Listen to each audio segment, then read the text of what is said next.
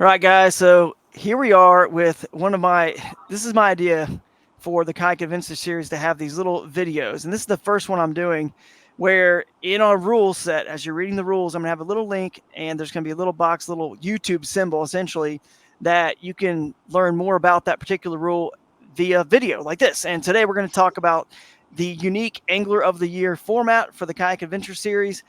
And I've got Lance Cooley on here. I'm sure he's going to be fishing some of these events. But Lance, you're on here because you are, kayak angler. I think you fish a lot of national stuff. So many people may know your name already, especially if you live in Alabama. They definitely know, or the Southeast, Lance's name. You've had a lot of success. But you came up with a new cool format that intrigued me for your local kayak fishing club. Was it Iron City Kayak That's Anglers or right. which one? Iron City? Iron City Kayak Anglers. Yep. Okay, perfect. So basically what this is, I'm going to quickly cover the 30,000 foot view of it, and you're going to get us into the nuts and bolts. But basically what it is and here's Jake. He's coming on. Boom. Let's add Jake in. What's up, man? You there? We Yeah, can you hear me? Perfect. We just started. We started Yeah. recording here. We're talking about this new AOI system and format that we're doing for the Kayak Adventure series and how I love the fact that the way this works is like in the past, if you ever fished a tournament, guys, anyone listening, where there was a lot of people stacked up within an inch, and if the AY points go down by 1 point increments, let's say just for example's sake, 100 points goes to the winner, and 99, 98, 97, and so forth. You only lost by an inch, but you have 90 points of AY, and the winner has 100. And it seems like, man, you almost won. You were that close.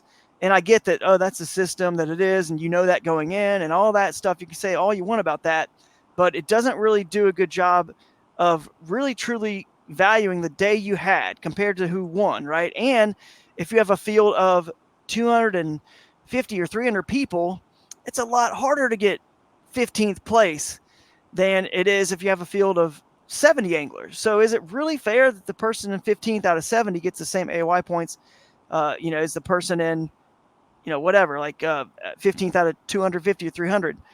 Nah, not really. But this kind of solves a little bit of all these problems, and it gets the anglers actually what they deserve, and it allows anglers to even tie in AOI points. And just, I don't know. Lance, do you want to explain it a little bit more how it works?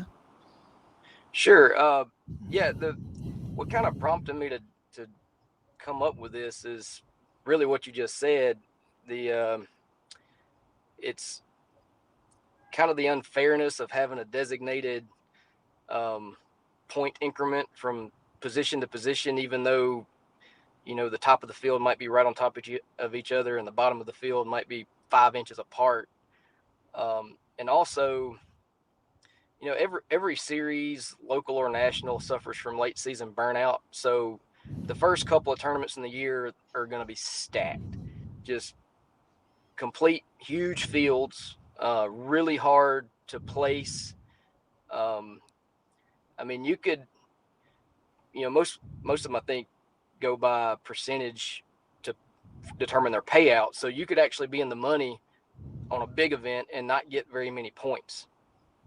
But later in the season, half the people show up, a third of the people show up. You might win that event very easily, or you might be fifth and get more points than you would have gotten at the other event earlier in the season, even though by comparison you'd had a really good day. So that's what I wanted to try to get around, because even with our local club, we might have, we're not a huge club, but we might have 40 people during our February, March, April events, and then we might have 15 in August and September. So Right. getting second place when 15 people show up is not the same as getting second place when 40 people show up. Right. But traditional point systems would tell you, yeah, that's the exact same thing. Exactly. That's what happened to me in So Bassmaster this year. Actually, at Gunnersville, I got 15th out of 250, yeah, and then that's what I was fourth at the end of the season standings. But I feel like if that would have been a little bit smaller field, obviously I could have got a little higher, and by the end of the year, there's like 100, just barely over 100 people in some of the events, and it was a lot easier to get that top score. So Yeah. So basically, the way it works is, you know, just like, you know, when they determine the payout scales, it's always like a percentage of the field. So your points would be a percentage now. So whoever wins the event, you got to base it off something. So about the only fair way to do it is base it off the winner. So the winner is going to set the bar. So let's just say 5 fish event, the winner has, let's make it easy, 100-inch stringer. So no matter where you place in the standings, whatever your stringer is divided by the winner stringer is your percentage of that, you know, yeah, best case scenario, right? So if you get 90 inches, you get 90 points. 90 divided by 100 is 90, right, or time 90%.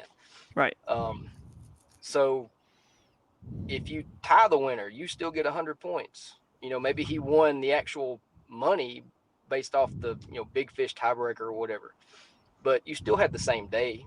So why would you get 95 points or 99 points? You still have a 100-inch stringer. You should get 100 points. And let's go the other way. Let's say you have really low attendance. You know, winner still gets 100. I'm just going to use 100 inches because it's easy. 100-inch goes to the winner, but it was low attendance. 25th place or whatever had 45 inches, but they're not going to get 75 points or whatever for being 25th place. They're going to get 45 points because they only caught 3 fish compared to the winner's 100-inch stringer. So it just seems like a much fairer way to do it to me. I think it's been pretty popular among our club, and I believe a couple of the other clubs nearby have adopted similar point systems. Yep. I love it, man. So that's basically it. That explains it to me. I mean, and the good news is for you guys fishing the events, you don't have to worry about doing any math or anything. We'll calculate all that and post it. All you need to know is you're going to get exactly what you earned. And if you crush the field by 10 inches and you were 10 inches above, you're going to get a little bit of a bump in, an advantage in AOI points, a little bit of a cushion between you and second place. Let's say if that was the first event, you're going to have a little cushion going into event 2. And rightfully so. You smashed the whole field by 10 inches. Like, you deserve that. And likewise, like you said, Lance, if a bunch of people are up there tied, you guys all had the same basic day, so you deserve the same basic AOI score. We'll calculate all that. You guys just go out there and smash fish and have fun, and just know you're going to get what you deserve and what you earn based on the bar the winning angler set that day. Jake, any other thoughts, comments, something we missed? No, I think it Questions? sounds good. I think it's perfect. And Awesome. there, another little benefit there is while it wouldn't be hard to tie with the same amount of points at a single event, across a season, it's really hard to tie because once you start getting in the quarter inches, let's say the winner had, 91.25 inches and your stringer was 87.75 inches. That's going to come out to a really weird percentage. So your percentage is going to, I don't have a calculator. No, let's just say that makes sense. It's like 92.389 points. So you go across a season like that and start adding up those kind of strange decimals, somebody's going to be ahead, even if it's by 100th of a point. Yeah. We do 3 events. Have to have. Yeah, so 3 events for AOI. That's all you got to do. So it'll always be odd. Yeah, it'll make sure there's no ties. Yeah.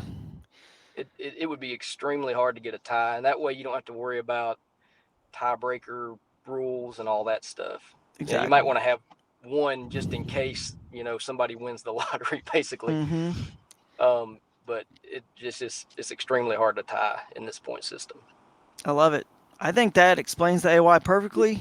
We want to keep these short and sweet, so unless you guys can think of anything else, that's it. All right, guys. Well, this has been your Angler of the Year discussion, and it also applies for Team of the Year. Because don't forget, we have that X2 Batteries 2-man team division. So, all right, guys, thanks for watching this one, and be sure to check out all these videos to learn more about all the rules in the Kayak Adventure series.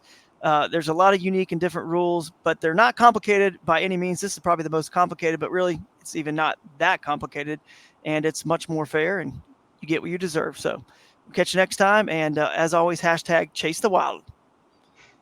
See ya.